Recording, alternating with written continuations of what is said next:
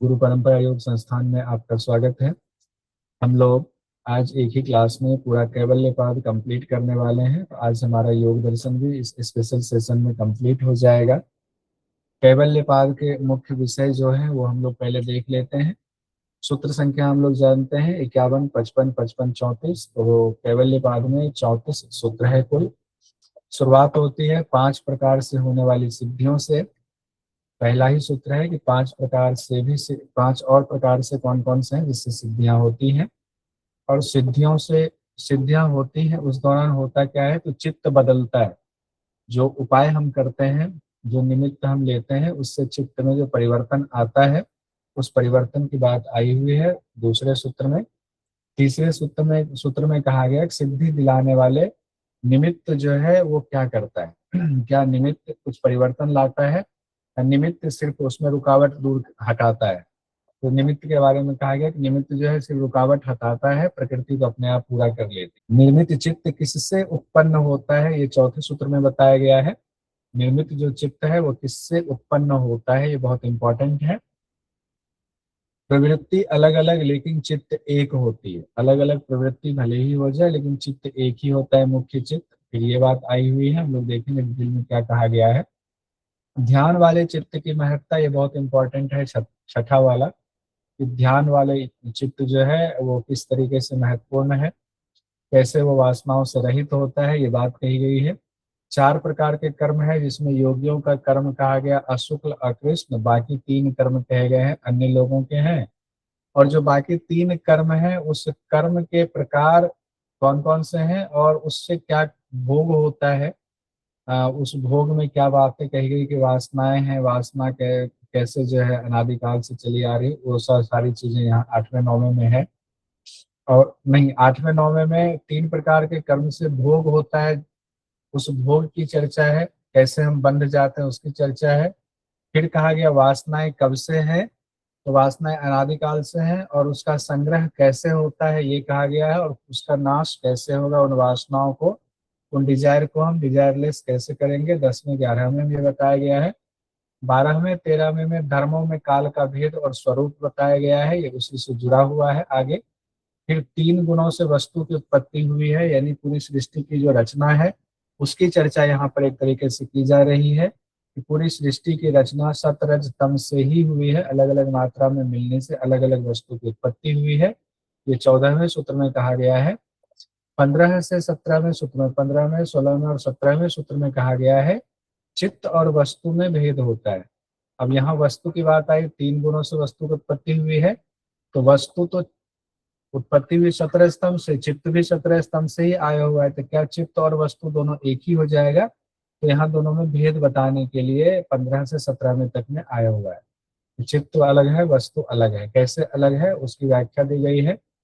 चित्त वस्तु और पुरुष के बारे में फिर है कि चित्त और वस्तु में भेद हो गया, तो वस्तु और पुरुष में भी भेद है। वस्तु अलग है, पुरुष अलग है, चित्त अलग है, पुरुष अलग है। तो कैवल्यपाद में चित्त, वस्तु और पुरुष को अच्छे से व्याख्या करके तीनों अलग अलग बता दिया गया है।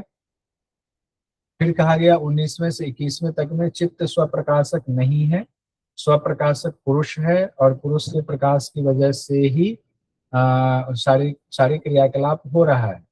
लेकिन भले ही पुरुष जो है क्रिया नहीं करता है, लेकिन क्रिया करता है वो चित्त क्रिया करता है, या वो वस्तु क्रिया, वस्तु में क्रिया होती है, प्रकृति में क्रिया होती है, लेकिन प्रकाश ना हो तो वो अव्यक्त हो जाता है, प्रकाश पड़ने से वो व्यक्त होता है, ये बात कही गई है। चित्त का दृष्टा कौन है ये बताया गया है कि चित्त को कौन देख रहा है, तो पुरुष की चर्चा आई हुई है। दृष्टा दृश्य से मिला हुआ चित्त है, सभी अर्थों वाला होता है, ये कहा गया 23वें में। फिर 24वें में कहा गया है असंख्य वासनाओं वाला चित्त किसके लिए है, वो जो चित्त है जिसमें सारे गुण भरे पड़े हैं, किसके लिए वो सब कुछ दिखाना चाहते हैं, पुरुष के लिए।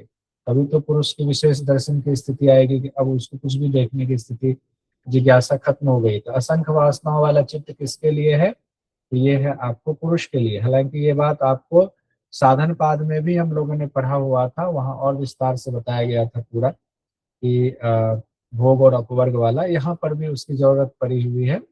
फिर आते हैं हम लोग विशेष दर्शन की स्थिति हुई है। विशेष दर्शन वो स्थिति होती है जिसमें हम आत्मा को जब तक नहीं देखते हैं तब तक जिज्ञासा होती है, लेकिन जब अभ्यास करते करते ऐसी दृष्टि हमारी हो जाती, विशेष दृष्टि हो जाती है, तो हम आत्मा को देख लेते हैं। जब आत्मा को देखते हैं तो देखने वाली जिज्ञासा का समापन हो जाता है, उसकी निवृत्ति हो जाती है। उसी के लिए कहा गया आत्मभाव की निवृत्ति कैसे होती है, विशेष दर्शन से होती है। चित्त का विवेक ज्ञान में झुका होना, जब आत्मभाव की निवृत्ति हुई, आत्मा के दर्शन हो गए, तब आत्मा आत्म स्वरूप में अवस्थित होना है, तो उसके लिए विवेक ज्ञान अभी है। ये शुरुआती समाधि की बात है। फिर उससे आगे कहा गया है कि विवेक ज्ञान अब और दृढ़ होता जा रहा है, चित्त विवेक ज्ञान में ही झुका हुआ है। और फिर उसके बाद 28वें में कहा गया है बचे हुए संस्कारों का सर्वथा नाश करना है। तो संस्कारों का नाश करना है, तो वो चर्चा आगे वाली बात आई हुई है कि कैसे पहले जो बताया गया, जिस तरह से क्लेश का नाश करना है, वैसे ही बचे हुए संस्कारों का भी नाश करना है। फिर धर्म में समाधि की चर्चा आती है।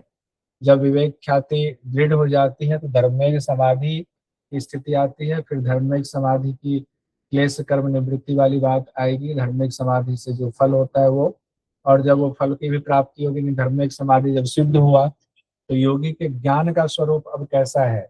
धर्ममेघ समाधि के बाद योगी के ज्ञान का स्वरूप क्या है, यहाँ से बहुत क्वेश्चन पूछे गए हैं। 31वें नंबर में है।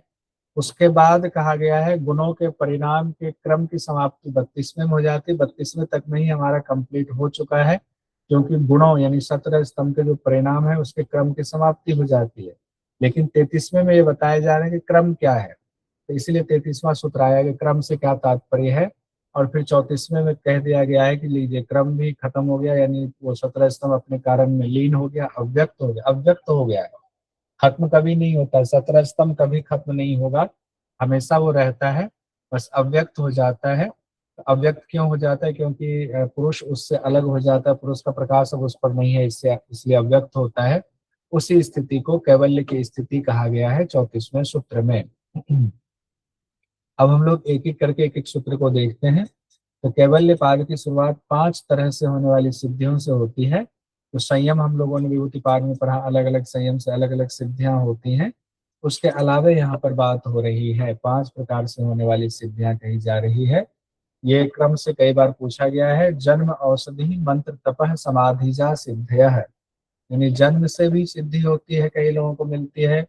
कई लोगों को औषधि खा करके सिद्धि मिल जाती है, यानी शरीर में अलग परिवर्तन हो जाता है। कई लोगों को मंत्र से सिद्धि मिलती है, कई लोगों को तप से सिद्धि मिलती है, कई लोगों को समाधि से सिद्धि मिलती है। तो जन्म औषधि मंत्र तप समाधि सीक्वेंस में याद होना चाहिए।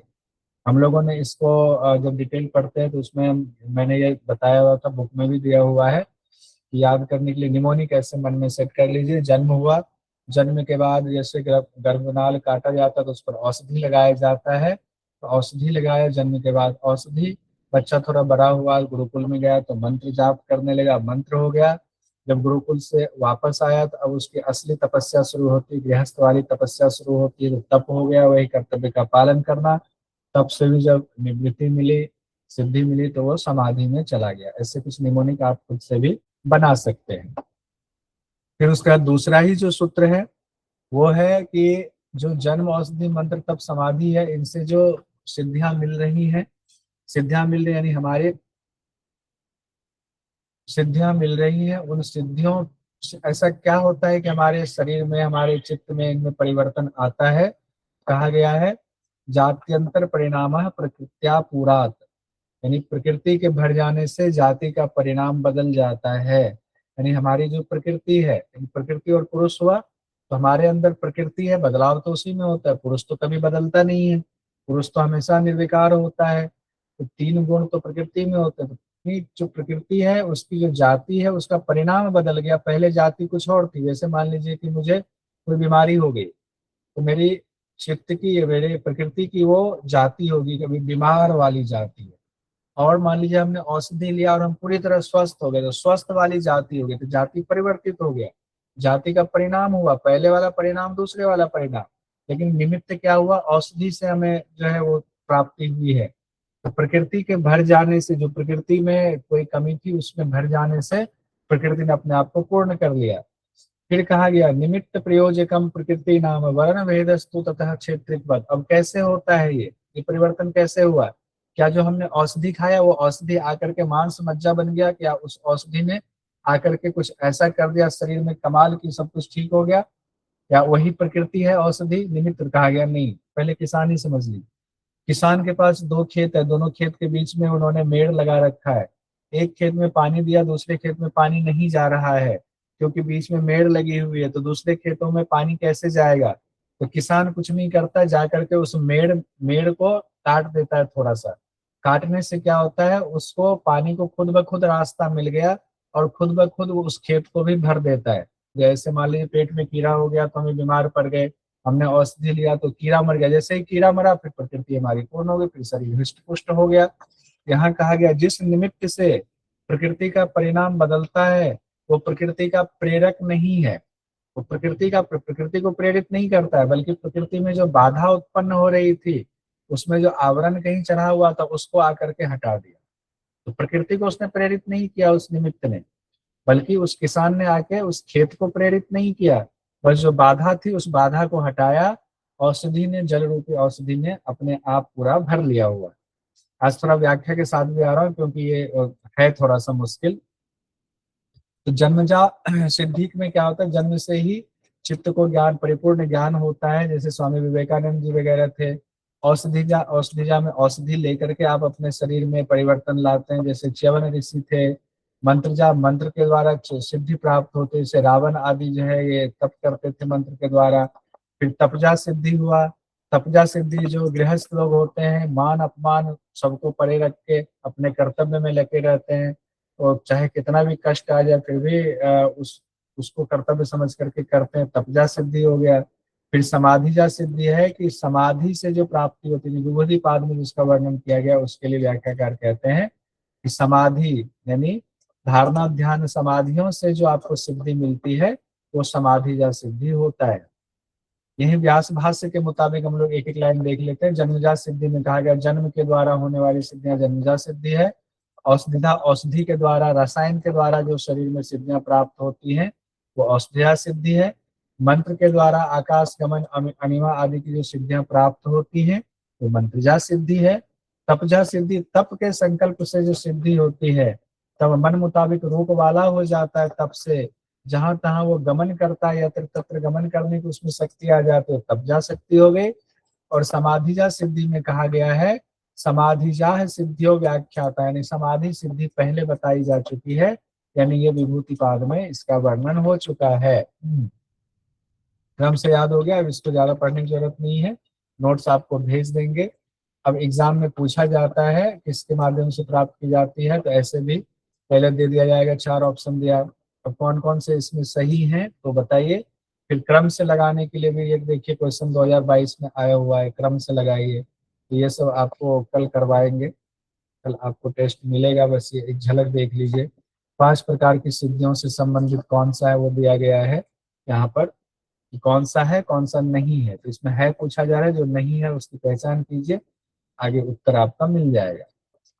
हम लोगों ने तीसरे सूत्र तक देख लिया, इसमें कैवल्य पाद में अब हम लोग देख रहे हैं चौथा और पांचवा और छठा सूत्र देख रहे हैं। चौथे में कहा गया है, अब चूंकि चित्त में परिवर्तन आ रहा है, चित्त कह रहा हूं, उसमें प्रकृति में परिवर्तन आ रहा है, तो पहले जो परिणाम था और अब जो परिणाम है उसमें अंतर हो गया है। तो कहा गया मतलब ये कि अस्मिता मात्र से ही योगी कई चित्तों का निर्माण कर लेता है, अस्मिता मात्र से ही चित्त का निर्माण होता है। अस्मिता किसको कहा गया? अहंकार से। चित्त किसको कहा गया है? व्यास भाष्य में जब भी चित्त की चर्चा आती है तो मन को चित्त कहा गया, ये ध्यान रखिएगा, बाकी जगहों से ना करके व्यास भाष्य में मन को चित्त कहा गया। आज भी मैं व्यास भाष्य के कई सूत्र को, मंत्र को देख रहा था, भाष्य को देख रहा था, तो उसमें चित्त के लिए मन शब्द का इस्तेमाल हुआ है। चूंकि अहंकार पहले आया हुआ है, 17 स्तंभ का जो क्रम होता है, 17 स्तंभ, उससे सबसे पहले बुद्धि आया, बुद्धि से अहंकार आया, अहंकार से फिर उसके बाद एकादश इंद्रिय और पंच तन्मात्रा आता है।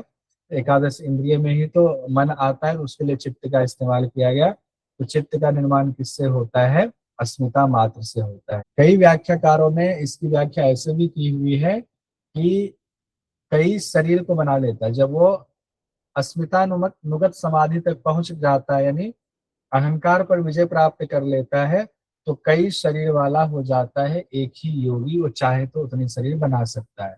हालांकि इस मंत्र को लेकर के व्याख्याकारों में मतभेद है। कई व्याख्याकार कहते हैं नहीं, ऐसा नहीं हो सकता है। कई व्याख्याकार ने कहा गया है जिन चित्तों को 5 सिद्धियों से विशेष गुण वाला बनाया गया है, जिन चित्तों को, अब देखिए ऊपर चूंकि 5 सिद्धियों की चर्चा आई हुई है, तो कहा गया है कि जो जिन चित्तों को 5 सिद्धियों से आपने बिल्कुल दिव्य बना लिया हुआ है, वे सभी चित्त अहंकार नामक तत्व से उत्पन्न हुए हैं। एक व्याख्या ये भी व्याख्या सटीक लग रही है, क्योंकि ऊपर के क्रम से मिलता जुलता है। उसके बाद 5वां जो सूत्र है आपका, प्रवृत्ति भेदे प्रयोजकम चित्तम अनेकेसाम, यानी कहा गया वो एक जो मुख्य चित्त होता है वो बाकी चित्तों का मुख्य प्रयोजक होता है। ऐसा मान लीजिए, अगर पहला वाला इनकी व्याख्या सही मानी जाए कि अस्मितानुगत समाधि तक चले गए, अहंकार पर विजय प्राप्त हो गया, तो योगी ने कई शरीर का निर्माण कर लिया, तो कई शरीर में तो चित्त भी अलग अलग होंगे, तो कई चित्त हो गए, तो अब योगी फिर एक दूसरा शरीर कहीं और जाएगा अपने हिसाब से, पहला शरीर कहीं और जाएगा, तो योगी का अस्तित्व कहाँ रहा? जो मेन योगी था एक, कहा गया नहीं, जो मेन चित्त है वो एक ही रहेगा, भले ही शरीर अलग अलग हो जाए, लेकिन वो सबको कंट्रोल एक ही चित्त करेगा। एक ही चित्त कहेगा तुमको यहाँ जाना है, अभी यहाँ जाना है, अभी इनको दर्शन देना है, कभी उनको दर्शन देना है। तो हर शरीर पर एक चित्त का ही कंट्रोल होता है। ऐसा नहीं कि हर शरीर में मौजूद चित्त अलग अलग अपना कार्य व्यापार करना शुरू कर देगा। वहीं एक और बात कही गई है, अनेक चित्त को अलग अलग विषयों में लगाने वाला एक चित्त होता है। एक व्याख्या दूसरी तरह, मैंने दोनों व्याख्या यहाँ रख दिया हुआ है। अनेक चित्त को अलग अलग विषयों में लगाने वाला एक चित्त ही होता है, मुख्य एक चित्त होता है। 5वां तक भी हो गया हमारा। अब उसके बाद हम आते हैं 6ठे सूत्र में, कैवल्य पाद को पढ़ रहे। देखिए थोड़ी स्पीड ज्यादा है, ये समझ में अच्छे से आएगा, जब पहले से पढ़ के आएंगे तो बहुत बढ़िया समझ में आ जाएगा। अब ये बहुत इंपॉर्टेंट है, 6ठा वाला। 6ठे में क्या कहा गया है? तत्र ध्यानजम अनाशयम, यानी ध्यान से जो चित्त का निर्माण होता है, ध्यान से उत्पन्न होने वाली जो स्थिति आपकी चित्त की होती है वो वासनाओं से रहित होती है, यानी अनाशयम कहा गया। अनाशयम मतलब उसमें कोई अब कर्माशय वगैरह नहीं होता है, कोई बक्सा नहीं है जिसमें आपके पहले कर्म पीछे के कर्म सारे कर्म पड़े हुए हैं और वो फल देना शुरू करेगा।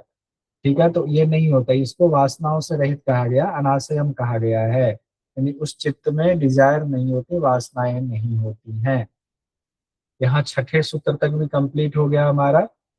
अब हम लोग आते हैं, इसको हमने डिटेल भी दे दिया होगा, ये आपको मिल जाएगा, ये पीडीएफ मिल जाएगा। देखिए एग्जाम में क्वेश्चन आया था दिसंबर 23 में, पातंजल योग सूत्र में निर्माण चित्त केवल अस्मिता से होता है, ये सूत्र संख्या कौन सा है? ये सूत्र संख्या 4था है। 5वां हम लोगों ने देख लिया, हम 6ठे पर आते हैं। 6ठा भी देख लिया हम लोगों ने, अब 7वें पर आते हैं। यहाँ से 4 प्रकार के कर्म की चर्चा, यहाँ से भी क्वेश्चन कई बार पूछा गया है। कर्म कहा गया है अशुक्ल अकृष्ण योगिना, कर्म अशुक्ल अकृष्ण योगिना त्रिविधम इतरेसाम। तो योगियों का कर्म कहा गया अशुक्ल और अकृष्ण है, और बाकी जो है 3 और कर्म कहा है त्रिविधम, 3 और कर्म इतरेसाम बाकी लोगों का है। तो इसका मतलब है, इससे ये व्याख्या निकल कर आती है कि 4 कर्म है।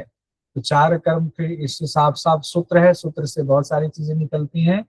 तो अशुक्ल अकृष्ण है, इसका मतलब 2 और कर्म यहाँ से साफ साफ समझ में आ रहा है, शुक्ल और कृष्ण। चलिए, शुक्ल कर्म और कृष्ण कर्म हो गया, अच्छे कर्म बुरे कर्म।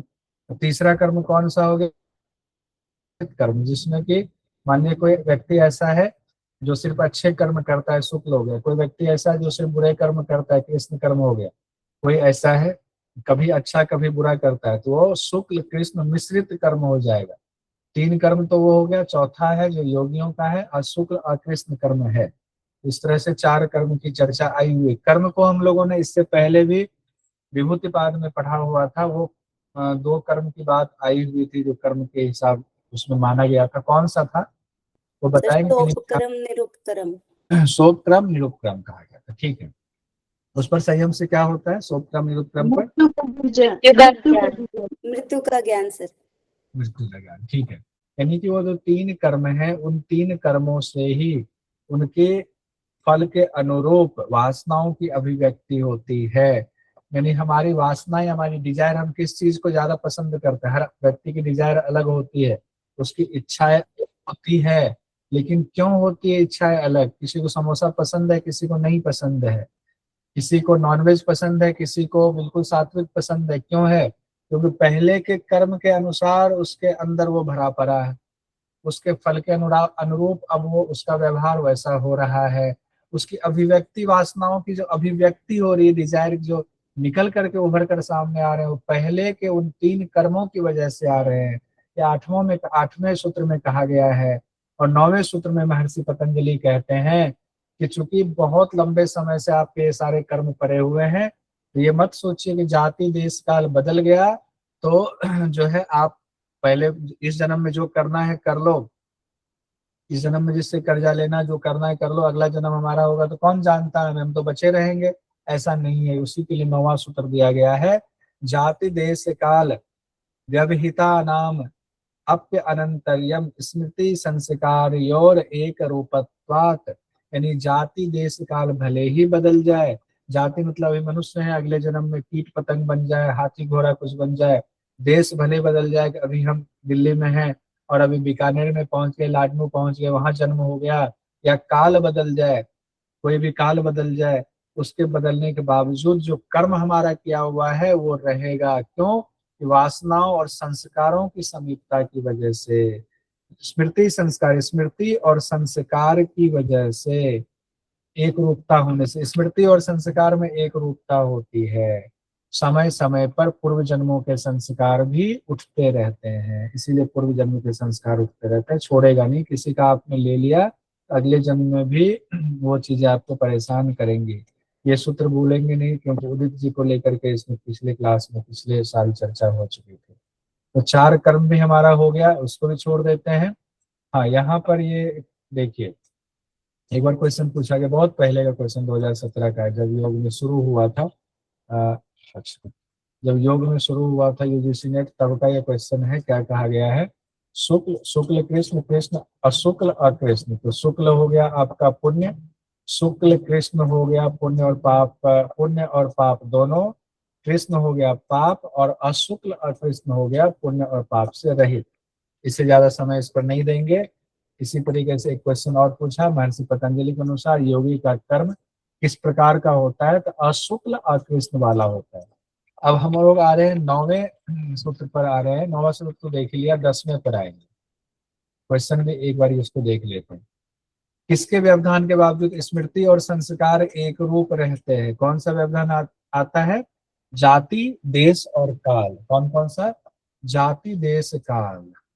जाति देश काल भले ही बदल जाए, लेकिन स्मृति और संस्कार की वजह से आपके पिछले जो कर्म है वो पीछा नहीं छोड़ेंगे। पातंजल योग सूत्र के अनुसार निम्नलिखित में से जाति देश और काल के संदर्भ में एक रूप रहते हैं। पलट करके क्वेश्चन पूछा, स्मृति और संस्कार, स्मृति और संस्कार। क्वेश्चन पलट करके 2 बार पूछा हुआ अलग अलग तरीके से, एक बार उसको ऊपर कर दिया, एक बार इसको नीचे कर दिया। अब हम लोग आते हैं, वासना कब से विद्यमान है? जिस डिजायर की बात हो रही है, ये डिजायर आप कह रहे जाति देश काल बदलने से भी नहीं बदलता है, ये रहता है स्मृति और संस्कार की एक रूपता होने से। किसकी एक रूपता? स्मृति संस्कार की। किसकी एक रूपता? स्मृति संस्कार की। क्या बदल जाता है? तब भी ये नहीं बदलता है, जाति देश काल बदलने से भी पीछा नहीं छोड़ता है। अगला है, वासना कब से विद्यमान है? तो 10वें सूत्र में महर्षि पतंजलि कहते हैं, तासाम अनादित्वम च आशीषः नित्यत्वात्।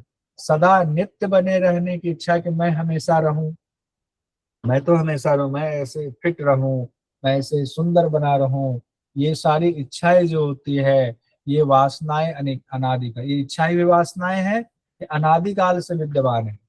अनादिकाल से। देखिए, अब ये व्यक्ति सोया हुआ बेचारा, ऐसे सोया हुआ है, कई जन्म, मान लीजिए सोया हुआ मतलब कई जन्म ले रहा है, लेकिन इसके अंदर वासनाएं हैं। घर भी, बंगला बहुत सुंदर होना चाहिए, गाड़ी सुंदर होनी चाहिए, हम राजा बन जाए, इस तरह की इनके अंदर की इच्छाएं रही रहती हैं। तो ये वासनाएं विद्यमान है अनादिकाल से। अब सवाल आता है कि वासनाओं का अंत कैसे हो? तो अंत के लिए वासनाएं रहती कहाँ है वो जानना जरूरी है। तो वासनाएं कहाँ रहती है, रहेंगी, जब ये पता चल जाए कहाँ रहती है तो उसको हम खत्म कर सकते हैं।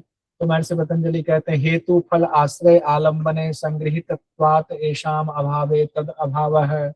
हेतु फल आश्रय आलम्बन, ये 4 शब्द याद कर लीजिए। हेतु फल आश्रय और आलम्बन, हेतु फल आश्रय आलम्बन, हेतु फल आश्रय आलम्बन, ये चारों चीजें कही गई है। इन चारों में वासनाएं संग्रहित रहती हैं। हेतु फल आश्रय आलम्बन में वासनाएं संग्रहित रहती हैं। इन चारों का अभाव होने पर ही वासनाओं का अभाव होता है। इन चारों का अभाव होने पर ही क्या होता है, वासनाओं का अभाव होता है। हेतु कहा गया है कारण, वासनाओं का कारण क्या है, क्लेश कर्म की वजह से वासनाएं। फल क्या हुआ, जाति आयु और भोग होता है। आश्रय क्या हुआ, चित्त ही उसका आश्रय है। और आलंबन किस पर होता है, तो इंद्रिय के जो विषय हैं उसी पर आलंबन, मतलब उस पर जाना। अब उसके बाद इसको खत्म कैसे किया जाए, जब पता चल गया कि हेतु फल आश्रय और आलंबन, अच्छा इसकी जानकारी हो गई, अब इससे कैसे मुक्ति पाया जाए। तो 12वें सूत्र में महर्षि पतंजलि कहते हैं, अतीत अनागतम स्वरूपतः अस्ति अद्वभेदात धर्माणाम। जान लीजिए आप इसको खत्म कैसे करेंगे, तो कभी खत्म हो ही नहीं सकता है। ये वस्तु जितनी चीजें आपको सृष्टि दिख रही है ये कभी खत्म नहीं हो सकती है। तो क्या होगा फिर, तो क्या हम हमेशा फंसे रहेंगे, कहा नहीं, हमेशा फंसे भी नहीं रहेंगे। अतीत अनागत और स्वरूप कहा गया। अतीत मतलब जो बीत चुका है, अनागत जो आने वाला है, नहीं आया है, स्वरूपतः जो वर्तमान वाला है, ये कहा गया। यानी प्रकृति के तीन स्वरूप हो गए। यानी प्रकृति के तीन स्वरूप कौन से हो गए, जो बीत चुका है, यानी जो जिसका समय बीत चुका है, बस समय बीता है, वो चीजें खत्म नहीं हुई। और जो आने वाला है, अव्यक्त है, और जो अभिव्यक्त है, तीन अवस्था हो गई। कहा गया धर्म के भेद की वजह से अतीत अनागत और वर्तमान, ये तीन अवस्था में रहता है। ये डिजायर, ये खत्म नहीं होगा।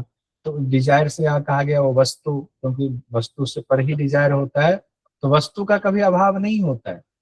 उसकी तीन अवस्था होती, पहली अवस्था अतीत अवस्था, दूसरी अनागत अवस्था, और अभी वर्तमान अवस्था। तो आप कर लीजिए उसको, क्या कर लीजिए, अव्यक्त कर दीजिए। तो कहा गया योगी अभ्यास से चारों को, यानी हेतु फल आश्रय आलंबन को कारण प्रकृति में लय कर देता है उसका, लेकिन उसका अभाव नहीं होता। कारण पर जैसे कि मान लीजिए कि हम किसी के यहाँ गए, उसके यहाँ ढोल बजा रहे खूब है, अब उससे मुक्ति कैसे मिलेगी, तो मुक्ति मिलेगी, उसको खत्म नहीं कर सकते उस परिवार में जिसमें हमें ढोल बजा रहे हैं, आनंद में है, नाच गा रहे हैं, अब भोग विलास में डूबे, उसको कहीं खत्म कर सकते हैं। खत्म कैसे होगा, हम ही को वहां से हट जाना पड़ेगा। हम वहां से हटेंगे, हमारे लिए वो चीजें अव्यक्त हो गई, ये बात कही गई। यानी वो चीजें, वस्तु हमेशा व्यक्त नहीं रहती हैं, उसको अव्यक्त करना वही आपके लिए मुक्ति है, प्रकृति उससे हट जाए। अब उसके बाद देखिए, हाँ यहाँ पर इसको भी देख लीजिए, सूची 1 सूची 2 को सुमेलित करने के लिए वासना का हेतु, वासना का फल, वासना का आश्रय, वासना का आलंबन कहा गया। हेतु हुआ क्लेश कर्म, फल हो गया आपका जन्म आयु भोग, वासना का आश्रय चित्त को कहा गया है, वासना का आलंबन है, विषय पर ही तो आलंबन होता है। ऐसे क्वेश्चन पूछे जाते हैं। ये क्वेश्चन भी पूछा गया, हेतु फल आश्रय और आलंबन से किसका संग्रह होता है, ज्ञान का, कर्मों का, वासनाओं का, क्लेश का, तो वासनाओं का संग्रह होता है। अभी हम लोगों ने पढ़ लिया हुआ है। अब हम उससे आगे पढ़ते हैं, आगे क्या कहा जाए। 13वां 14वां और 15वां जो सूत्र है कैवल्यपाद का। 13वें में कह रहे हैं, ते व्यक्त सूक्ष्मा गुण आत्मन। अब यहाँ चूंकि आपको भेद बताया गया है ऊपर कि प्रकृति तीन अवस्थाओं में उधर रह रही है अभी आपके लिए, हमारे लिए, कभी अतीत अवस्था, कभी वर्तमान अवस्था, कभी भविष्य में कुछ प्रकृति कुछ और चीजें प्रकट होने वाली हैं। तो कहा गया, देखिए व्यक्त और सूक्ष्म कहा गया है। यानी जो व्यक्त है वो तो एक व्यक्त हो गया, और जो अव्यक्त है उसको सूक्ष्म कहा गया है। जो अव्यक्त है, दिख नहीं रहा है, यहाँ पर बहुत सारे कीड़े होंगे, कोविड का कीड़ा दिख नहीं रहा था, वो सूक्ष्म था, माइक्रोस्कोप से ही दिख रहा था। उसी तरीके से हमारे लिए बहुत सारी वासनाएं, बहुत सारी वस्तु है जो आने वाली है हमारे जीवन में, आई नहीं है, उसके लिए सूक्ष्म कहा गया है। तो देखिए, वे व्यक्त रूप में हो या सूक्ष्म रूप में, हर अवस्था में गुण स्वरूप ही होते हैं। गुण आत्मन है, यानी हर तरीके से वो गुण रूप में ही रहते हैं। सत्य रज तम की चर्चा हो रही है। यानी व्यास भाष्य में जो कहा गया है, ये सारा जगत गुणों का बस रचना विशेष ही है। अब चाहे ये मोबाइल हो, चाहे ये कंप्यूटर हो, चाहे पेड़ पौधा हो, सब कुछ सत्य रज तम से ही बना हुआ है। व्यास भाष्य में सारा सारा कुछ लिखा हुआ, साफ साफ लिखा हुआ है कि पूरा जगत जो है गुणों का रचना विशेष है। विशेष रचना, अलग मात्रा में मिल गया, आटा ज्यादा, चीनी पानी ये सब मिला दिया, जिसमें ज्यादा मात्रा होगा, किसी में कम मात्रा किसी चीज की होगी, तो अलग अलग वस्तु बन जाएगी। अलग अलग समीकरण बनने से अलग अलग वस्तु की रचना हो जाएंगी। इसका मतलब पूरी जो सृष्टि है, चाहे पेड़ पौधा है, चाहे इंसान है, चाहे जानवर है, सब 17 स्तंभ ही है, सब 17 स्तंभ स्वरूप है। उसके बाद 14वें में जो कहा गया परिणाम एकत्वात वाला, कि परिणाम एक होने से वस्तु की उत्पत्ति हो जाती है। तो 17 स्तंभ के, अब उसमें कई व्याख्याकारों ने लिखा हुआ है, 17 स्तंभ के उचित मात्रा में मिलने से अलग अलग वस्तु बनती, तो मिलाता कौन है, तो वो ईश्वर मिलाता है। ईश्वर की कृपा से, ईश्वर की विशेषता से 17 स्तंभ अलग अलग मात्रा में मिलता जाता है और अलग अलग वस्तु, अलग अलग प्राणी की रचना होती चली जाती है। तो परिणाम के एक होने से एक वस्तु की, नई वस्तु की उत्पत्ति हो जाती है।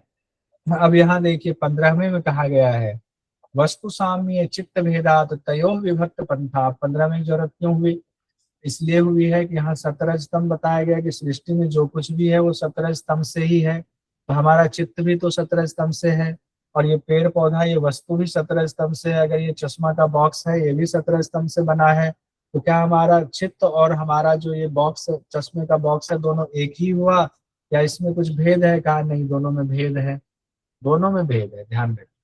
उसी के लिए कहा गया वस्तु साम्य चित्त भेदात तयो विभक्त पंथा। यानी अब यहाँ पर आपको वस्तु से, पदार्थ से और आपके चित्त में अंतर करने के लिए, भेद बताने के लिए अब आगे बात हो रही है। वस्तु के एक होने पर भी, यानी एक वस्तु है, मान लीजिए एक समोसा है, समोसा को मान लीजिए एक वस्तु है, एक समोसा है, और चित्त अलग अलग है। जैसे चित्त हो गए 5 लोगों के अभी 5 लोग क्लास में है, 5 लोगों के चित्त हो गए, मान लीजिए क्लास में तो बहुत सारे लोग हैं, 5 के चित्त हो गए। क्या पांचों को समोसा समान रूप से पसंद होगा? नहीं है। क्या पांचों को समोसा एक ही दुकान का पसंद होगा? नहीं होगा। तो उसके लिए अलग है, किसी के मुंह में पानी है, कोई कहेगा नहीं मुझे नहीं खाना है, किसी का पेट भरा हुआ कहेगा नहीं मुझे समोसा नहीं खाना है, किसी को बहुत क्रेविंग होगी नहीं समोसा खाना ही खाना है। तो वस्तु तो एक ही है, लेकिन चित्त अलग अलग हो गया ना। वस्तु का ज्ञान अलग अलग होता है, अलग अलग चित्त के ज्ञान की वजह से। चित्त जिसका जैसा है वैसा उस वस्तु के प्रति उसके भाव होंगे। और उसी के लिए कहा गया वस्तु के एक होने पर भी किसी का चित्त उसी वस्तु से सुख लेता है, पाता है, किसी का दुख पाता है, किसी का उदासीन होता है। व्यास भाष्य में ये बात कही गई। वस्तु भले एक है, एक ही व्यक्ति, कोई देख करके हाँ मित्र आ जाओ, कोई देखा अरे ये तो बेकार है, ये तो दुश्मन है हमारा, कोई थर्ड पर्सन ऐसा जा रहा है, उसको कोई लेना देना नहीं, उदासीन स्थिति में। शिव संहिता में कहा गया है संसार 3 ही प्रकार से भासता है। वो 3 प्रकार कौन सा है? शत्रु, मित्र और उदासीन। उसी बात को व्यास भाष्य में कहा गया है कि वस्तु और चित्त अलग अलग होता है। और फिर कह रहे हैं यहाँ पर वस्तु और चित्त के भेद को बताते हुए न च एक चित्त तंत्रम वस्तु तद अप्रमाणकम तदा किम स्यात् तत् उपराग अपेक्षित्वात् चित्तस्य वस्तु ज्ञात अज्ञातम। पहले 16वें को देखते हैं। जब चित्त और वस्तु को अलग अलग कह दिया गया, चित्त अलग है, वस्तु अलग है, तो एक वस्तु एक चित्त के अधीन नहीं हो सकती। और जैसे मान लीजिए एक वस्तु एक चित्त के अधीन नहीं हो सकती है, क्योंकि बिना प्रमाण के भी क्या कुछ वस्तु उस वक्त मौजूद होती है। तो सवाल बाद में पूछा गया, जवाब पहले दे दिया गया कि बिना प्रमाण के कोई वस्तु मौजूद नहीं होती है। एक वस्तु एक चित्त के अधीन नहीं है। इससे तात्पर्य, कहने का तात्पर्य यह है कि आपका चित्त, मान लीजिए जैसे ये 3 तस्वीर हमने लगाई। पहले तस्वीर में एक लड़की है जो घड़ी देख रही है, वो घड़ी को देख रही है, अब सारा ध्यान उसका घड़ी पर है। उस वक्त उसके चित्त में सिर्फ घड़ी ही घड़ी है, हाथ पांव को उस वक्त वो भूली हुई है। तो क्या हाथ और पांव नहीं है? इसका मतलब उसके चित्त में, चित्त के अधीन सारा कुछ नहीं है, यानी चित्त के अधीन सारी वस्तु नहीं है। अब दूसरे में देखिए, ये व्यक्ति देख रहा है दूरबीन से, दूरबीन से किसी चीज को देख रहा है। इस वक्त इसका सारा चित्त जो है उस वस्तु पर ही टिका हुआ था। क्या इसके शरीर नहीं है, कि पाँव नहीं है, कि क्या चीज नहीं है? लेकिन क्या इसके चित्त में उस वक्त वो चीजें हैं? हाथ पाँव का ज्ञान है? नहीं है, उस वक्त के लिए भूल जाता है। तो इसीलिए कहा गया है एक वस्तु एक चित्त के अधीन नहीं होती। यानी ऐसा नहीं कंट्रोल कर लिया था वो चित्त के हमारे ही अधीन है, दूसरे चित्त के अधीन नहीं होगा, वस्तु स्वतंत्र है। उसके बाद कहा गया तद उपराग अपेक्षित्वाद चित्तस्य वस्तु ज्ञात अज्ञातम। वस्तु कभी ज्ञात होती, कभी अज्ञात होती। किसके लिए? उस चित्त के लिए। जब चित्त में उसकी परछाई उस वस्तु की पड़ती है, जैसे अभी इसके चित्त में परछाई पड़ रही घड़ी की, तो घड़ी इसके लिए ज्ञात है, बाकी इसके लिए बाकी चीजें सब अज्ञात हो गई। इस व्यक्ति के लिए दूरबीन से जिस चीज को देख रहा है, कोई ग्रह देख रहा है, तो वो ग्रह अभी ज्ञात है, क्योंकि उस वस्तु उस ग्रह की परछाई इस पे पड़ रही है इसके चित्त पे, वो ज्ञात है। बाकी चीजें, बाकी दुनिया में बहुत सारी चीजें वस्तुएं हैं जो इसके लिए होने के बावजूद अज्ञात है, तो बाकी वस्तुएं इसके चित्त के अधीन नहीं है। अब जैसे ये देखिए, कोई आइडिया सोच रही है, आइडिया इनके दिमाग में आ गया हुआ है, तो आइडिया तो पर ही ध्यान है, लेकिन क्या आइडिया के अलावे बाकी चीजें दुनिया में नहीं है? हैं, लेकिन बाकी चीजों पर अभी इनका ध्यान नहीं, अभी इनके चित्त के में नहीं है, तो परछाई नहीं पड़ी है। जिसकी परछाई पड़ी उसी का ज्ञान हो रहा है, बाकी चीजें अज्ञात हो जाती है। हमारे चित्त के लिए कुछ चीजें ज्ञात, कुछ चीजें, जैसे मान लीजिए अभी बहुत सुखी, बहुत प्रसन्न है, हंस रहे हैं, कोई ऐसे हंसी वाली बात आई, सुखी वाली बात आई, हंस रहे हैं, वो बातें हो रही है। अब थोड़ी 10 मिनट बाद अब वो चीज खत्म हो गई, दूसरा चीज कहीं पुरानी कोई बातें ऐसी याद आ गई जिसने दुख दिया था, वो उसने ऐसे कैसे बोल दिया था, उसने ऐसे कैसे बोल दिया था, उस चित्त में उस वक्त उस बुरी वाली चीजों की परछाई पड़ गई, वो आ गया, मन हमारा उसके हिसाब से बन गया। फिर 18वें नंबर में कहा गया, 18वें सूत्र में कैवल्यपाद के, सदा ज्ञाता चित्त वृत्तयः तत्प्रभो पुरुषस्य अपरिणाम परिणामित्वात्। अब देखिए कहा गया, चित्त के लिए वस्तु कभी ज्ञात कभी अज्ञात रहती है, क्योंकि चित्त परिणामी है, वहीं पुरुष अपरिणामी है, इसीलिए उसे मन का सदा ज्ञान रहता है, सदा ज्ञाता रहता है। किसको? पुरुष को रहता है, चित्त को नहीं रहता है। चित्त के लिए तो कह दिया गया, चित्त के लिए जिस वक्त जिसकी परछाई पड़ेगी उसी वस्तु का उसको उस वक्त ज्ञान हो रहा होगा, दूसरी वस्तु का ज्ञान नहीं होगा, बाद में उस वस्तु का छाया पड़ेगा फिर होगा। ऐसा क्यों होता है चित्त के साथ? तो कहा गया चित्त परिणामी है। परिणामी क्यों है? तो वो 17 स्तंभ से बना हुआ है, इसीलिए परिणामी है। 17 स्तंभ से जो भी बना वो परिणामी होगा। लेकिन पुरुष कहा गया है तत्प्रभो पुरुषस्य, ये जो पुरुष है ना, ये पुरुष ये 17 स्तंभ से नहीं बना हुआ, इसका 17 स्तंभ से कोई लेना देना नहीं, कोई लेना देना नहीं। 17 स्तंभ से लेना देना नहीं होने की वजह से ये अपरिणामी है, इसमें कोई परिवर्तन नहीं होता है, और परिवर्तन नहीं होने की वजह से चित्त का सदा ज्ञान रहता है। हमने ब्रैकेट में मन लिखा हुआ है, ये व्यास भाष्य में लिखा हुआ है, इसलिए हमने लिखा। 19वें नंबर में देखिए, न तत्स्व आभासम दृश्यत्वात्, वह चित्त स्वयं प्रकाशक नहीं है। क्यों नहीं है? क्योंकि वह दृश्यत्वात्, वह दृश्य से उत्पन्न हुआ है। दृश्य का मतलब सतरजतम से उत्पन्न हुआ है, और उसी को सभी व्याख्याकारों ने कहा है कि जड़ से उत्पन्न हुआ है। तो जो जड़ से उत्पन्न हुआ वो जड़ ही होता है। तो चित्त जो हमारा है वो जड़ ही है, वो स्वयं प्रकाशक नहीं है। चित्त चित्त क्या है? स्वप्रकाशक नहीं है, क्योंकि वह जड़ पदार्थों से उत्पन्न हुआ है, इसीलिए चित्त को जड़ कहा जाता है। चित्त को स्वप्रकाशक मानने में दोष हो जाएगा। मान लीजिए कोई बहस करने लगे, नहीं चित्त ही स्वप्रकाशक है, उसके लिए महर्षि पतंजलि ने उपाय दे दिया हुआ है कि एक समय में दोनों का ज्ञान नहीं हो सकता, नहीं एक ही समय में चित्त और चित्त के विषय इन दोनों का ज्ञान नहीं हो सकता। मान लीजिए कि आत्मा का अस्तित्व नहीं है, यहाँ ये समझाने की कोशिश कर रहे हैं। थोड़ी देर के लिए मान लीजिए आत्मा का अस्तित्व नहीं है, सिर्फ चित्त ही है, तो चित्त किसको कहते हैं? मेरा चित्त। तो अब मेरे चित्त का और विषय का भी दो चीजों का मुझे ज्ञान हो रहा है, तो एक साथ दोनों का ज्ञान किसको हो रहा है? चित्त को अपना ज्ञान भी हो रहा है और वस्तु का भी ज्ञान हो रहा है, ये हो ही नहीं सकता है।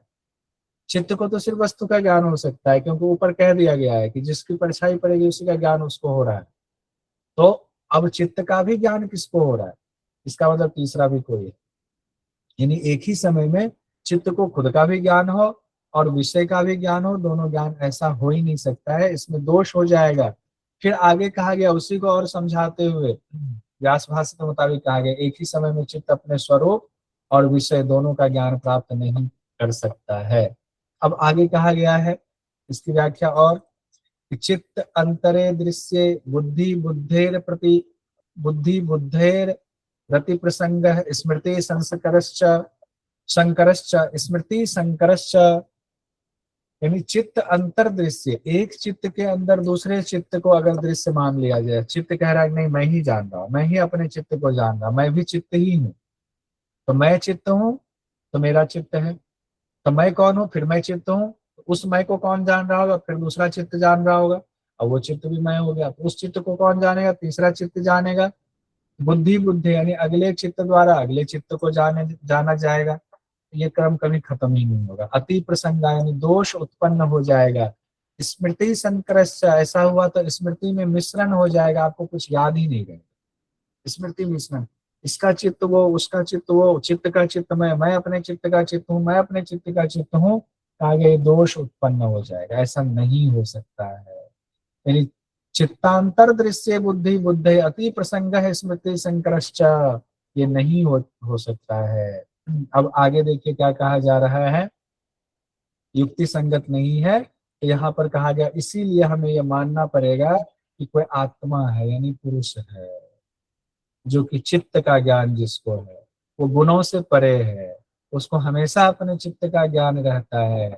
ऐसा सोचना कि चित्त ही चित्त को जानता है, अगर हम ये मान लेंगे तो पुरुष को नकारने वाली बात हो जाएगी। तो और इसमें हमने देख लिया कि चित्त ही चित्त को जानता है, इसमें दोष उत्पन्न हो रहा है, तो कोई जानने वाला है। तो जानने वाला कौन है, वो है पुरुष। कहा गया चित्त है अप्रति संक्रमाया तद आकार आपत्तो स्वबुद्धि संवेदनम। चित्त को कहा गया चित्त कहा गया है, यानी चेतन जीवात्मा है वो, रूप रस आदि विषयों में ना घुलने मिलने वाला है, क्योंकि वो सतरज स्तंभ से नहीं है। वो तद आकार आपत्तो विषयाकार वाले चित्त से संबंध हो गया हुआ है उसका, जो सतरज स्तंभ से मिला हुआ बना हुआ जितने ये प्रकृति है, उससे बस उसका संबंध हो गया हुआ है। किसका, उस चित्त का, उस जीवात्मा का। स्वबुद्धि संवेदना विषय से युक्त अपने चित्त का, तब उसको ज्ञान होता है मेरा चित्त। अब मैं कौन, तो मैं आत्मा, और मैंने संबंध किससे जोड़ लिया, चित्त से, तो तब हो गया मेरा चित्त। अब यहाँ पर स्थिति ठीक हो गई। हाँ, एक आत्मा यानी पुरुष है, जो पुरुष कह रहा है कि मैं हूँ पुरुष, और वो कह रहा है कि ये मेरी बुद्धि है, ये मेरा हाथ है, ये मेरा पाँव है, तब वहां पर बात बनती है। तो ये भी भेद हो गया, वस्तु और चित्त का भेद हो गया। फिर जो है वस्तु और चित्त का भेद होने के बाद चित्त और आत्मा का भेद हो गया, पुरुष का भेद हो गया। कहा गया चेतन शक्ति तो क्रिया से रहित होता है, आत्मा जो है वो क्रिया से रहित है, आत्म तत्व क्रिया से रहित है। लेकिन जब वो चित्त से एक रूप होता है, चित्त के साथ जब वो मिल जाता है अज्ञानता की वजह से, तो चित्त पर उसका प्रकाश पड़ता है, और चित्त पर प्रकाश पड़ता है तो वो कहता है ये मेरा चित्त है।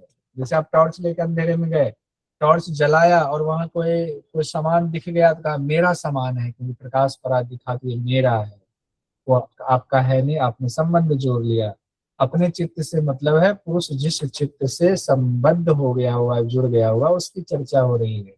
फिर 23वें नंबर के सूत्र में कहा जा रहा है दृष्टि दृश्य उपरक्तम चित्तम सर्व अर्थम। दृष्टा यानी आत्मा और दृश्य यानी जड़ प्रकृति, ये कहा गया है सभी जड़ पदार्थों से रंगा हुआ है। कौन, दृष्टा यानी आत्मा, और दृश्य यानी सभी जड़ पदार्थों से रंगा हुआ। जो चित्त है, चित्तम है, वो सर्व अर्थम है, सभी अर्थों वाला है। अब इसका क्या अर्थ हुआ, तो दोनों मिला हुआ है, दोनों के मिले हुए की बात हो रही है। अब जो हमारा चित्त है उसमें दृष्टा और दृश्य दोनों है, तो चित्त का मतलब ही दृश्य हो गया। अब उसमें दृष्टा भी आ गया, तो दृष्टा होने की वजह से वो दृश्य पूरा दिखने लगा, सारे सारे रंग दिखने लगे, सारे रूप दिखने लगे, तो वो सब अर्थों वाला हो गया। क्योंकि सिनेमा का पर्दा है, अगर उस पर्दा पे प्रकाश पड़ा तो उसमें फिल्में चलने लग जाती, और जब प्रकाश बंद कर दिया जाए तो उसमें कुछ भी नहीं है। व्यक्त अव्यक्त का खेल उस प्रकाश की वजह से हो रहा है। तो प्रकाश आत्मा है, और वो पर्दा हो गया, वो दृश्य हो गया, दृष्टा दृश्य हो गया। दोनों का संयोग हुआ तो उसके लिए कहा गया सर्व अर्थम, उसमें सारे अर्थ हैं। उसमें हिंसा भी है, उसमें प्यार भी है, उसमें प्रेम भी है, उसमें भक्ति भी है। उस पर्दे पर सब कुछ होता है, सब अर्थों वाला होता है। तो ये अपने संस्कार अपने जिंदगी से जोड़ कर देखिए, नहीं ऐसा प्रतीत होता है कि चित्त ही अलग अलग समय पर अपने पदार्थों को जानने वाला होता है, जबकि ऐसा नहीं होता है। पुरुष से प्रकाशित होने की वजह से वस्तुएं दिखती हैं, नहीं तो नहीं दिखेंगी। अब आगे हम लोग आते हैं, यहाँ तक व्याख्या हो गई।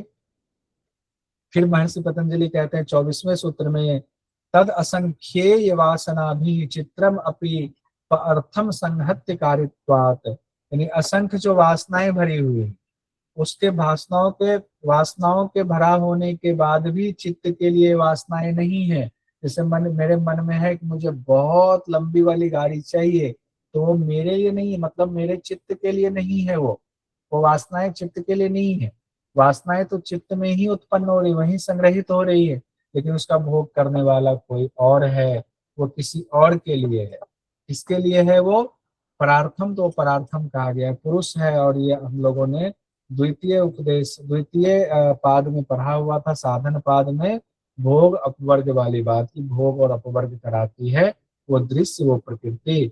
किसको? पुरुष को। तो जितनी वासनाएं हैं वो वासनाएं कौन किसके लिए है? वो पुरुष के लिए है।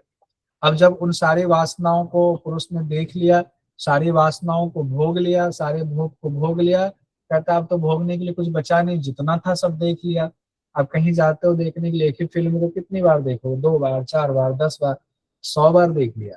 101वें बार आप कहोगे छोड़ो नहीं देखना, वो चलेगी फिल्म तो कान बंद करो, आंख बंद तो नहीं देखना भैया, हम देख चुके, बोर हो गए। यानी आपका भोग पूरा हो गया, अब अपवर्ग होगा। तो यहाँ कहा गया विशेष दर्शन आत्म भाव भावना विनिवृत्ति ही, यानी अब उसको देखते देखते ऐसा वैराग्य हुआ कि विशेष दर्शन की स्थिति प्राप्त हुई। फिर आपने आत्मा को देख लिया, जिसकी जिज्ञासा आपकी थी आत्मा को। तो विवेक ज्ञान से ये हुआ है, विवेक ज्ञान मिलता है देखते देखते, भोगते भोगते। तो कहा गया चित्त और आत्मा का भेद साफ समझ में आ गया। अब आपने आत्मा को देख लिया, तो आत्मा को देख लिया विशेष दर्शन की वजह से, तब आत्मा को देखने की जो जिज्ञासा भाव थी उसकी निवृत्ति हो गई। आत्मा को देखने, जब तक किसी चीज को नहीं देखते, नहीं नहीं देखना, हटो हटो, तो हटो, देखना है, हमें देखना है क्या है। और जब देख लिया तो वहां से फिर हम वापस लौट जाते हैं। अब देख लिया, जो नहीं देखा है वो अब भाग के जा रहा है देखने, जो देख लिया वो हट रहा है। तो जिज्ञासा भाव की निवृत्ति हो जाती है। इसमें आता है एग्जाम में, आत्म भाव भावना की निवृत्ति किससे होती है? विशेष दर्शी से होती है। देखिए विशेष दर्शी, यहाँ में कंफ्यूजन हो सकता है। क्वेश्चन देखिए, आत्म भाव भावना की निवृत्ति किससे होती है? लोकदर्शी, आत्मदर्शी, विशेषदर्शी, सर्वलोकदर्शी। हम आत्मदर्शी लगा सकते हैं कंफ्यूजन में, लेकिन अगर आपने सूत्र पढ़ा है तो विशेषदर्शी ही आप लगाकर आएंगे। विवेक ज्ञान से विवेक ख्याति तक पहुंचने की स्थिति का वर्णन फिर क्या किया गया है? किससे विशेष दर्शी की स्थिति आई हुई है? विवेक ज्ञान से कहा गया विशेष दर्शी की स्थिति आई हुई है।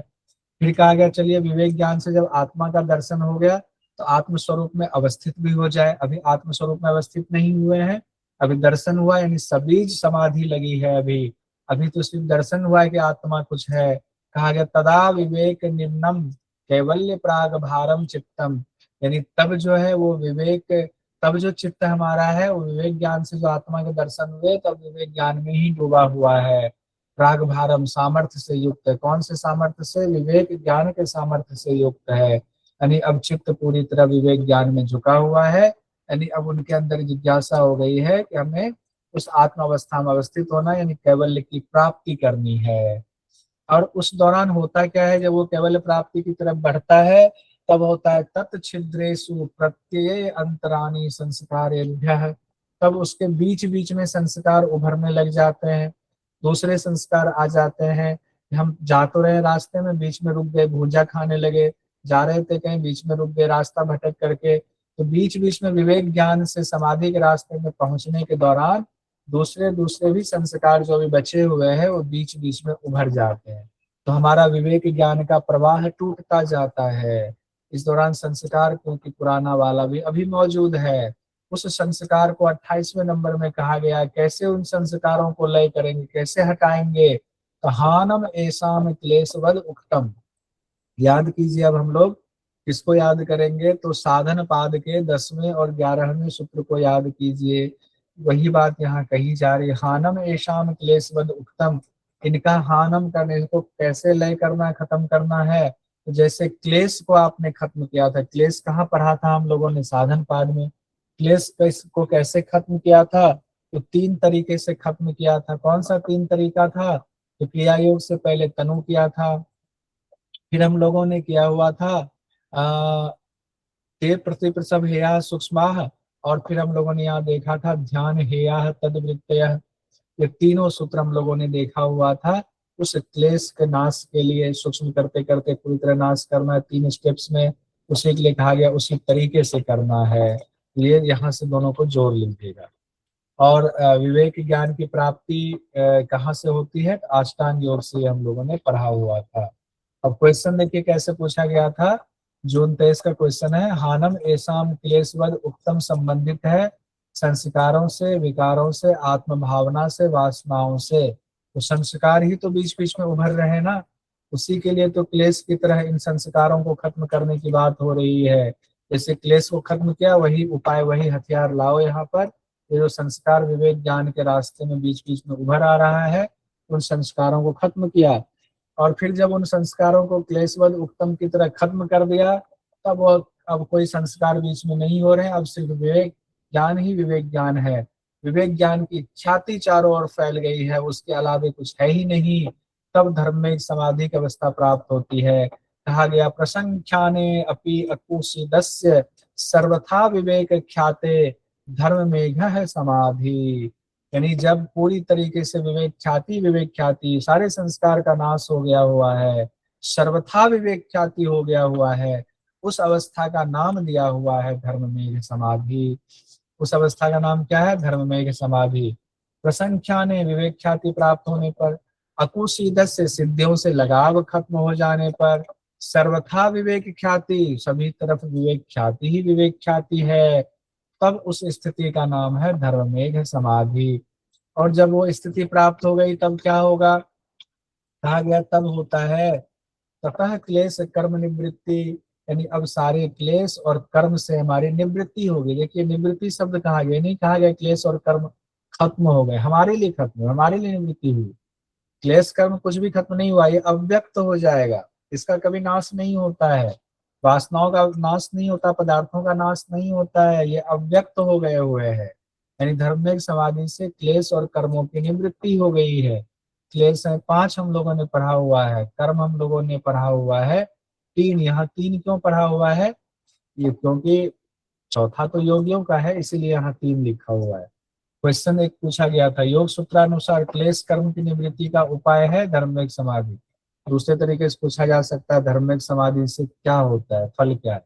अब जब वो स्थिति पहुंच गई, क्लेश कर्म की भी निवृत्ति हो गई, तो क्लेश कर्म की निवृत्ति होने पर अब योगी का जो ज्ञान है उसका स्वरूप कैसा होगा, यहाँ से क्वेश्चन पूछा गया। ये जो 29वां 30वां और 31वां है, तीनों को जोड़ करके पढ़ लीजिएगा, तीनों एक साथ तो अच्छा रहेगा, और सूत्र तो सारा याद होना चाहिए।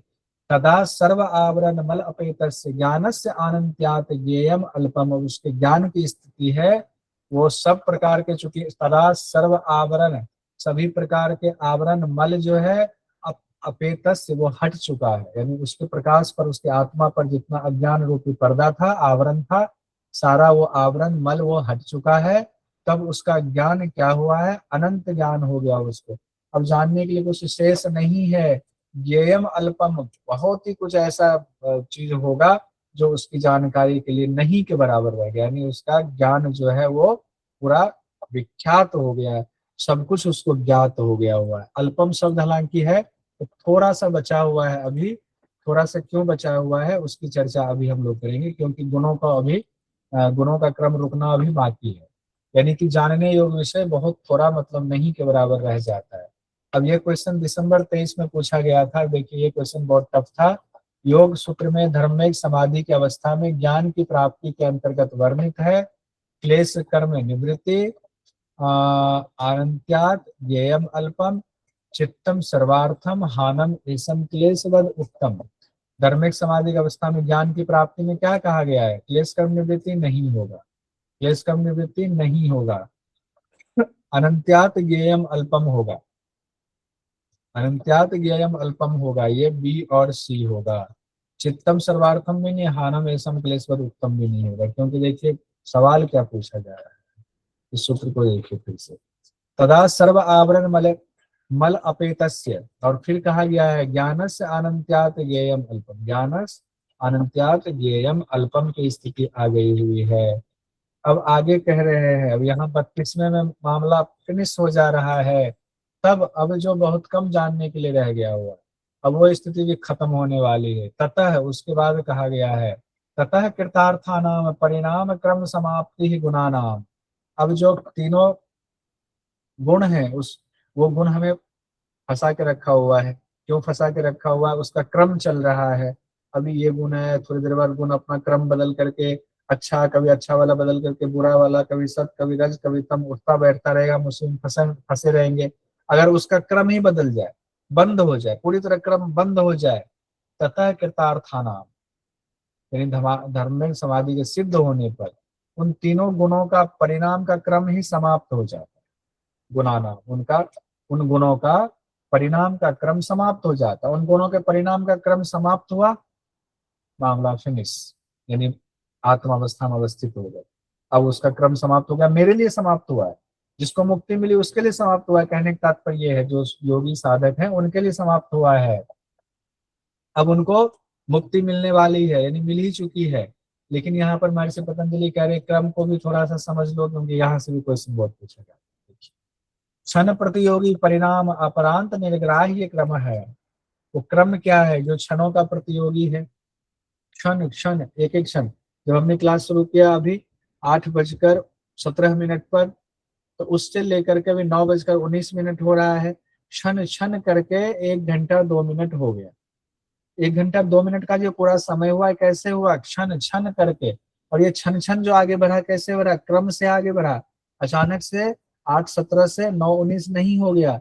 ये क्षण क्षण, क्षण है समय का छोटी इकाई, क्षण क्षण करके क्रम से, यानी कि सीढ़ी बाय सीढ़ी क्रम से बढ़ा, तब जाकर के 1 घंटे का समय पूरा हुआ। उसी तरीके से हमारे लिए सृष्टि भी है। क्षणों का जो प्रतियोगी है, जिसका स्वरूप परिणाम के अंत में समझ में आता है।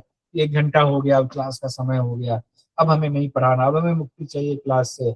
उसी तरह जब हमारी सृष्टि शुरू हुई, जब हमने जन्म लिया, जब से सृष्टि में आए, और सृष्टि में आते आते आते आते अब हमें मुक्ति मिलने वाले, हमने सब चीजों का भोग भोग लिया, पूरा वैराग्य हो गया, पर वैराग्य हो गया, संप्रज्ञात समाधि हो गया, क्षणों का हमने तीनों गुणों का परिणाम रोक दिया। अब जा करके परिणाम के अंत में उसका स्वरूप समझ में आया। किसका? 17 स्तंभ के गुणों का पूरा स्वरूप वहां पर समझ में आया। और स्वरूप में यह भी समझ में आया, क्षण था और उसका क्रम था, ये समझ में आ गया यहाँ पर हमारा।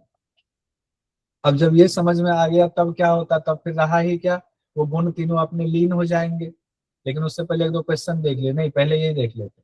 वो लीन हो जाएंगे। कहा गया पुरुषार्थ शून्यानाम गुणानाम प्रति प्रसवः कैवल्यम स्वरूप प्रतिष्ठा वाचिति शक्ति इति, यानी कि पुरुषार्थ कहा गया है, पुरुषार्थ शून्य नाम कहा गया है, जिसका पुरुष के लिए कोई कर्तव्य ही शेष नहीं रहा। अब उसका क्रम ही बंद हो गया।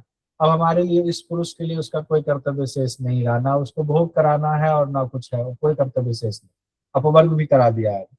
गुना नाम, ऐसे गुणों, यानी 17 स्तंभ का प्रति प्रसव कैवल्यम, प्रति प्रसव हो जाता है, यानी वो अपनी प्रकृति, मूल प्रकृति में लीन हो जाता है, अव्यक्त हो जाता है। और उस अव्यक्त होने को ही कैवल्य कहते हैं।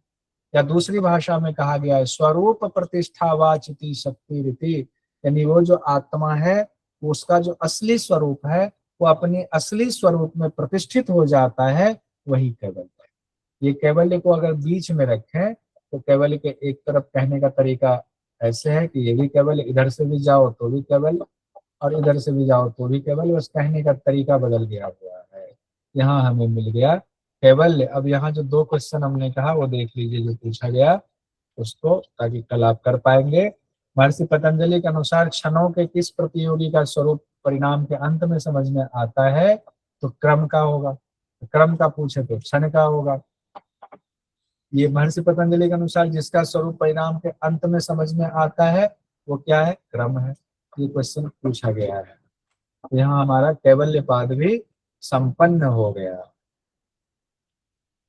अब एक चीज कैवल्य पाद में और देखना हमें, कैवल्य शब्द अब तक कहाँ कहाँ आया हुआ कैवल्य के बारे में। तो देखिए, दूसरे अध्याय का, तीसरे अध्याय का, चौथे अध्याय का।